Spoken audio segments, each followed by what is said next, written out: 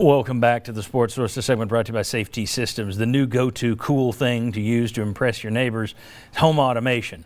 A tablet to control the television, the projector screen, the lighting in a room, using your phone to lock a door or adjust the AC in your home without having to stand up, because who wants to stand up? Safety Systems are the masters in the home automation field. Call VFL J.J. Surlis this week to discuss your home automation needs. Bring your house into the new century, turn it into Star Trek right here in East Tennessee. Safety Systems can do it for you. All right. I'm not going to ask the Vol Network crew to sit here and bash Lindsey Nelson Stadium, but I will say this. I don't think you get much argument from people that Lindsey Nelson was fantastic when they built it. Hasn't had a lot done to it over time, so now it ranks above Missouri. I mean, it's 13th or so in the league in terms of bells and whistles and what it has. Tony Vitello wants changes. A lot of folks are wondering what those changes are. There's talk about making the left field line where they put in the extra bleachers for the tournament, making that a permanent area. I think that's probably target one.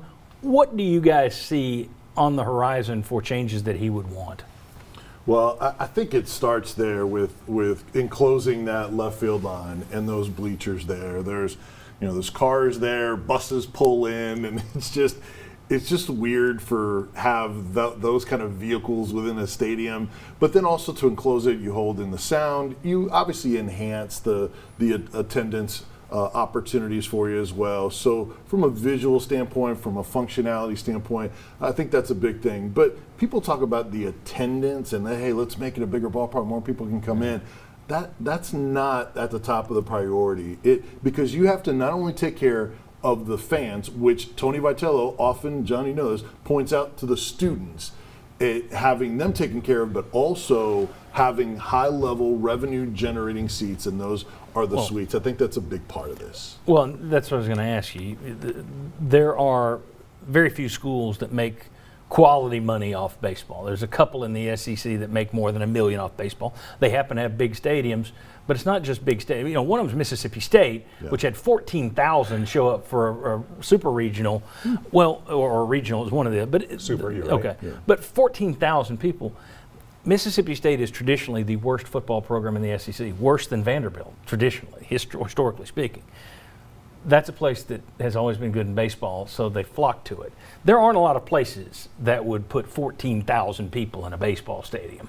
But those schools that do that, they've loaded it down. They make their money because it's suites. So for those people saying, woo, we're going to put it on new seats for us, I think part of the way you're getting this thing funded, you're getting private donors to kick money into this, and they're going to say, in exchange for that, I would like my own suite here.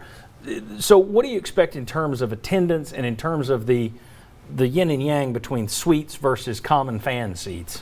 I think you have the opportunity to open up that aspect of it with Tennessee baseball with the permanent bleachers and grandstand down the left field line, because that's where you would have the opportunity to immediately build with that structure luxury suites that would start right around third base and just go on down until the end of that permanent grandstand. Right. I also think that you might be able to do something very nice with the double-decker porch beyond the left field fence. Yep. So you could make one top of the line on perhaps the lower level, and then the upper level have that also available, but maybe not as posh as Vince Ferrara's used to. But at the same time, I do think that you also have to take care of the fans that have been there and been a part of this building process from the time that Tony Vitello arrived to now.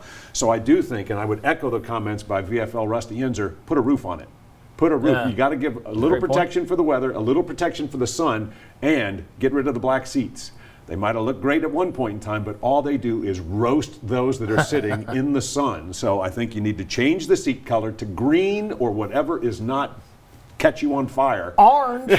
Orange would work perfectly as well. But A-R-N-G, buddy, orange. Put a roof on it and change the seats from black. Bleachers to actual chairbacks too, right? Yes. In some other areas down the line. There hasn't been, it doesn't seem there's a lot of traction for, there's talk of the downtown ballpark, and the president of the university is, part of he's the guy behind it. There was talk that, you could build that down there and let the Vols play their big series there, and they could split here and there. There aren't a lot of coaches that, if you give them a choice, on campus, off campus, that would choose off campus. And it doesn't seem like Tony Vitello is fired up about the idea of the downtown. His focus seems to be squarely on Lindsey Nelson Stadium. Do you think there's any future possibility that the Vols could do anything with a downtown ballpark if one gets built?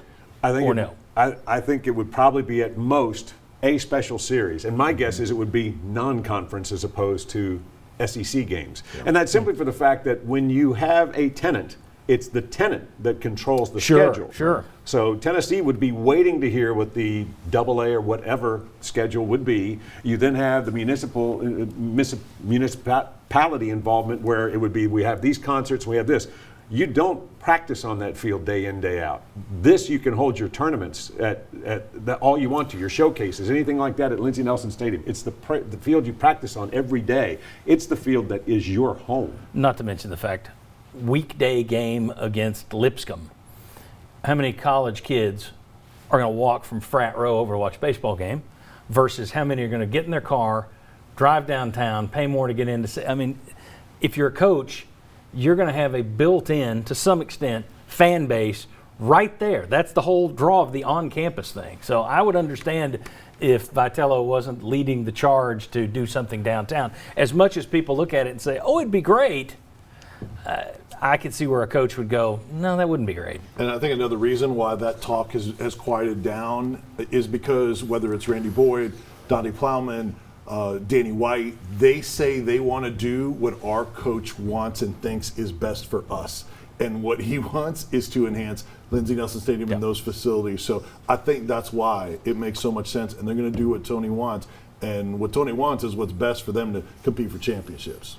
Good. And I think that's wise that they are taking the back seat on that one. Right. Well, you've got somebody that's actually winning on campus.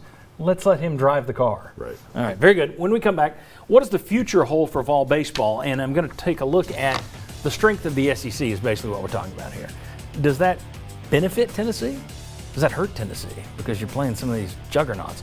We'll come back and talk about the strength of the SEC and what it means for Tennessee's future next. Come on back on the Sports Source.